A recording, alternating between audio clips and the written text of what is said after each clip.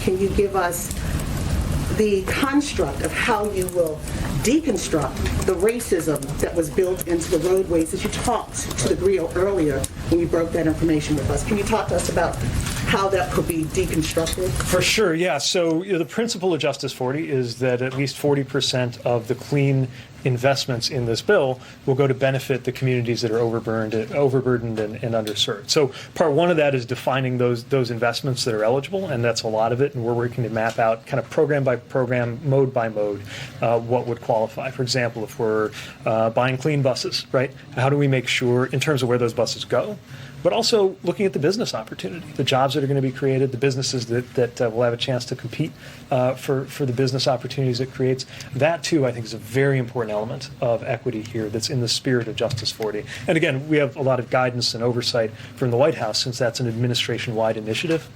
But we know that we've got to build our own internal kind of ways of aligning and defining that inside the administration.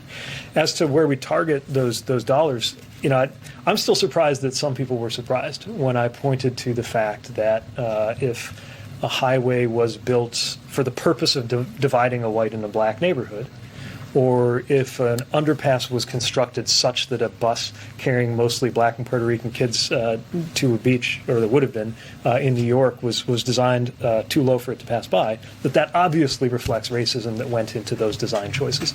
I don't think we have anything to lose by confronting that simple reality, and I think we have everything to gain by acknowledging it and then dealing with it, which is why the Reconnecting Communities, that $1 billion, is something we want to get to work right away putting to work. But that's such a heavy lift. I mean, you have to reconstruct communities that this happened to. As you said, some of these beltways and interstates and roadways were built before the Civil Rights Act, before the Voting Rights Act, and were meant to be racist. But how do you go about redefining and replanning these roadways and communities that are already settled in? Since then. So what's interesting is it's going to vary by community, and we have to listen to the community. Sometimes it really is the case that an overpass went in a certain way that is so harmful that it's got to come down or maybe be put underground.